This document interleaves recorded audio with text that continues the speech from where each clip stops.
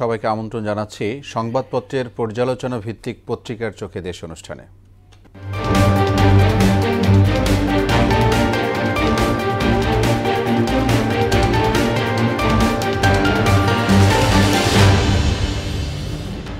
দেশের শীর্ষ দৈনিকগুলোর প্রধান প্রধান শিরোনাম নিয়ে আলোচনায় স্টুডিওতে অতিথি হিসেবে উপস্থিত আছেন মোহনা টেলিভিশনের নিউজ এডিটর সুমন মুস্তাফিজ। জনাব সুমন মুস্তাফিজ, আপনাকে স্বাগত জানাচ্ছি স্টুডিওতে। ধন্যবাদ। আমরা পত্রিকার শিরোনামগুলো পড়ে এসে তারপরে আলোচনায় যাব। শুরুতে আমার হাতে রয়েছে প্রথম আলো। প্রথম আলো শিরোনাম করেছে, শেখ পরিবারের নাম থাকলেই প্রকল্প পাস, সরকারি অর্থ অপচয়। যুক্তরাষ্ট্রের অগ্রাধিকার অর্থনৈতিক সহায়তায় স্পিকার পদ থেকে শিরিন শারমিনের পদত্যাগ, সেনা বিজিবি মোতায়েন বহির্বিভাগ চালু। ইত্তেফাকের শিরোনাম দেখে নিব, গাজীপুর সাভারে শতাধিক গার্মেন্টসে বিক্ষোভ, সম্পদের হিসাব না দিলে শাস্তি পাবেন সরকারি চাকরিজীবীরা, বাংলাদেশের পাশে থাকবে যুক্তরাষ্ট্র। সমকালের শিরোনাম, অসাধ্য সাধন করত সাধনের পরিবার। খাদ্যমন্ত্রী যে ছিল সাধনচন্দ্র মজুমদার, তাকে নিয়ে এই শিরোনামটি করেছে। শিল্পাঞ্চলে শুরু যৌথ বাহিনীর অভিযান, শেখ হাসিনার সঙ্গে হত্যার আসামি সামন্তলাল। বাংলাদেশ প্রতিদিন শিরোনাম, সীমিত সেবা সীমাহীন দুর্ভোগ, হাসপাতালে অসহায় রোগী স্বজনরা, সতর্ক বিএনপিতে জিরো টলারেন্স, নির্বাচন যৌক্তিক সময় হবে তাৎপর্যপূর্ণ সংস্কার। যুগান্তর, পাচারে মন্ত্রী এমপি ব্যবসায়ী, বিদেশি অর্থ সম্পদের সন্ধানে চিঠি। শহীদুল বেনজির হাবিবের হাতেই পুলিশের সর্বনাশ। দেশ রূপান্তরের শিরোনাম, যত ভোট তত আসনে আগ্রহ, গণঅভ্যুত্থানের সাফল্যের পেছনে এক আড্ডা, ৮০০ কোটি লোকসান তবু জনবল বাড়াতে তোড়জোড়। বণিক বার্তার শিরোনাম দেখব, ডলারের বাজারে কোনো অস্থিরতা নেই, অপ্রয়োজনীয় প্রতিনিধি দল নেবে না প্রধান উপদেষ্টা, জাতিসংঘের সাধারণ অধিবেশন। সচিব ও সিনিয়র সচিবদের প্রায় ৯৫%ই প্রশাসন ক্যাডারের। The Daily Star, 21 districts now without DC, BRTC's curious U turn on Summit Communications, series sweep back on Tigers. এই ছিল আজকের পত্রিকার প্রধান প্রধান শিরোনামগুলো। আমাদের হাতে যে শিরোনামগুলো পত্রিকাগুলো রয়েছে, সেই পত্রিকার শিরোনামগুলো কিছু কিছু শিরোনাম কাছাকাছি থাকে, ভিন্ন কিছু শিরোনাম আছে। আমি প্রথমেই আপনার কাছে আসতে চাই, আজকের প্রথম আলো শিরোনামটি আমার হাতে রয়েছে। সেখানে একটি খবর আছে যে শেখ পরিবারের নাম থাকলেই প্রকল্প পাস। অর্থাৎ আমার মনে হয় না যে আপনাকে আর কিছু বলার আছে, বা যারা শুনছেন তাদেরকে বলার আছে, জানতে চাই।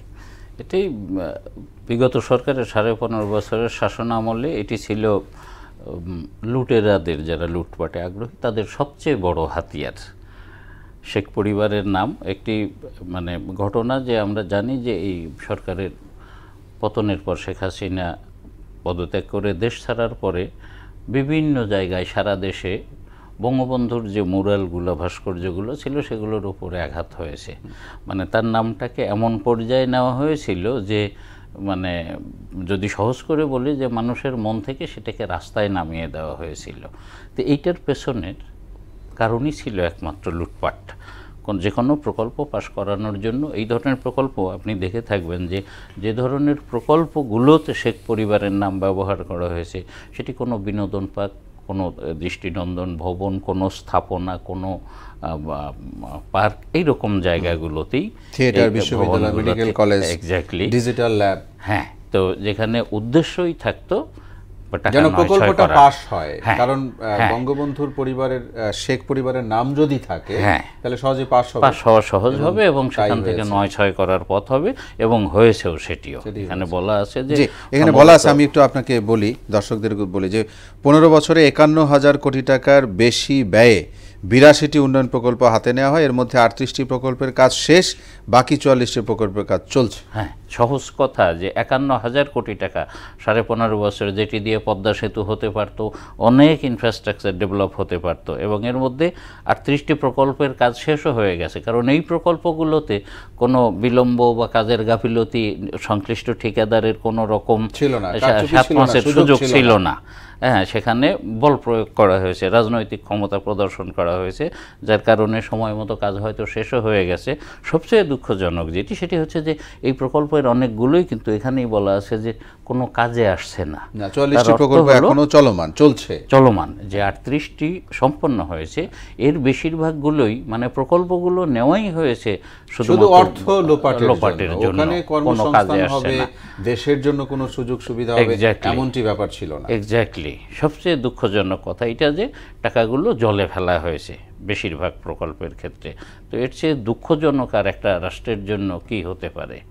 যে অনেক কিছুই বের হয়ে আসতেছে, সেটিও এই জনগণের যে জানার যে জায়গা, সেটি এই বিষয়গুলোর মাধ্যমে তারা জানতে পারছে। খুব করে মনে হয় যে আমি, আপনি বা আমরা যারা যখনই এভাবে কথা বলি, জনগণের কথা বলছি।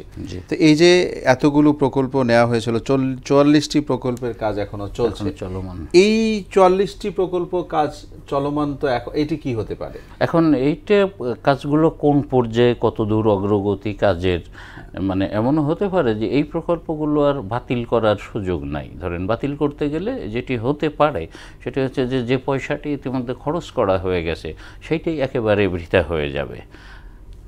প্রকল্পের ধরনের উপরে সেটা নির্ভর করছে। তো এমন হতে পারে যে প্রকল্পগুলো সত্যিকার অর্থেই জনস্বার্থ সংশ্লিষ্ট আছে, আমার মনে হয় সেই প্রকল্পগুলো বাস্তবায়ন করে, সেখানে আরও পয়সা লাগলে সেটি দিয়ে এই প্রকল্পগুলো বাস্তবায়ন করে, যেগুলো জনস্বার্থ সংশ্লিষ্টতা নাই, লুটপাটের বিষয় আছে, সেইগুলো বাতিলের বিষয় বিবেচনা করা যেতে পারে। আমরাও সেটি প্রত্যাশা করি। আরেকটি শিরোনাম নিয়ে আসতে চাই। সমকাল পত্রিকার একটি শিরোনাম আছে, অসাধ্য সাধন করত সাধনের পরিবার। যে আপনি বুঝতে পারছেন যে খাদ্যমন্ত্রী ছিল যে সাধন চন্দ্র মজুমদার, যে কথা বলে আসলাম তারই ধারাবাহিকতা। এখানে একটু মানে মনে করাই দিই যে উনি মানে বলছে যে জাদুর কাঠি পেয়েছিল সে, মানে তার যে বাসা ছিল ঢাকায়, সেখানে বসে ভাগ বাটোয়ারা হতো, কত প্রকল্প করবে সেখানে। তার মেয়ে ছিল, তার এপিএস, জামাই ছিল ব্যক্তিগত সহকারী। এই বিষয়গুলো করতো কিভাবে? এখন এইটা ক্ষমতায় ছিল তবুও কিভাবে করতো? এইগুলো তো খুব সহজ বিষয়, যে যখন একজন মানুষ কৈফিয়ত জবাবদিহিতার উপরে চলে যায়, তখন তো তার অনেক দরজাই তার জন্য খোলা হয়ে যায়। তিনি একজন মন্ত্রী এবং আমরা জানি যে পেশায় তিনি চাল ব্যবসায়ী, নওগাঁর মানুষ, চাল ব্যবসায়ী। নওগাঁ একটা চালের জন্য, ধানের জন্য প্রসিদ্ধ এলাকা। আমরা জানি যে সেখান থেকে সারা দেশের চাহিদার একটা বড় অংশ শুধুমাত্র নওগাঁ থেকেই চলে আসে, ধান চালের চাহিদার। তো সেখানে উনি ছিলেন ব্যবসায়ী, উনি ব্যবসায়িকভাবেই নিয়েছেন ওনার মন্ত্রিত্বটাকেও নিয়ে, উনি সুন্দর করে নিজস্ব লোকজন দিয়ে ওনার সিন্ডিকেট সাজিয়েছেন, যেখানে ছিলেন ওনার ভাতিজা, ছিলেন ওনার এপিএস, ছোট মেয়ে ছিলেন এপিএস, হ্যাঁ, এক মেয়ের জামাই ছিল, হ্যাঁ, তিনি আবার সাবেক আমলাও, একটা মাগুরার জেলা প্রশাসক ছিলেন এক সময়। তো উনিও এই ফাঁক ফকরগুলো ভালো জানতেন। খুব সুন্দর করে আমরা জানি যে খাদ্য বিভাগ, সবাই এটা মানে ওপেন সিক্রেট, যে খাদ্য বিভাগ একটা দুর্নীতিগ্রস্ত সেক্টর। সেখানে নানা রকম দুর্নীতি আছে। তারা যখন এই আপনার বিভিন্ন প্রকল্প পাশ করানোর জন্য, যখন এই প্রকল্পের সাথে যারা জড়িত, যারা এই ধরনের প্রকল্প নিতে চান, তারা তার বাসায় যেতেন, সেখানে বসে নিলাম হতো, 30 লাখ টাকা সর্বনিম্ন, এবং সবে সেটি কোটি টাকার উপরে যেত। সেটা কোনো প্রকল্প পদায়ন বিভিন্ন ক্ষেত্রেই এটাই হতো। কর্মকর্তাদের পদোন্নতি পদায়ন এই জায়গাগুলোতে, ধরেন একজন মানুষ এমন একটি জায়গায় আছেন, একজন কর্মী, একজন হয়তো জেলা খাদ্য নিয়ন্ত্রক, যে ওই জেলায় ভালো জায়গায় যেতে চায়, যেখানে গেলে উৎকোচ পাওয়ার সুবিধাটা হবে, এইরকমগুলো সেই বিষয়গুলো দর কষাকষি করে নিলামের মাধ্যমে তার মেয়ের জামাই, ভাই, ভাতিজারা এগুলো চূড়ান্ত করতেন। এর চেয়ে লজ্জাজনক, দুঃখজনক আর কি হতে পারে? তো এই লজ্জা যেন জাতি পায়, জাতি যেন মাথায় রাখে, এবং যারাই ক্ষমতার শিখরে ছিল পরবর্তীতে তারা আসবে, তারাও যেন মনে রাখে, এবং এই যে লেখাগুলো, এই লেখাগুলো প্রকাশ পাক, সাধারণ জনগণের পর্যন্ত পৌঁছে যাক, মানুষ জেনে যাক। শাসক গোষ্ঠীর জন্য, শাসক গোষ্ঠী এটা জানুক, বুঝুক, যাতে আমরা আমজনতা আমরা একটু স্বস্তি, এবং সাধারণ জনগণও জেনে যাক, যেন প্রতিবাদ করতে পারে, যেরকম হয়েছিল। আপনাকে অনেক ধন্যবাদ। সময় থাকলে আমরা আরো কথা বলতাম, আরেকদিন এসে আবার কথা বলবো। ধন্যবাদ। জি দর্শক, আপনাদেরকেও ধন্যবাদ।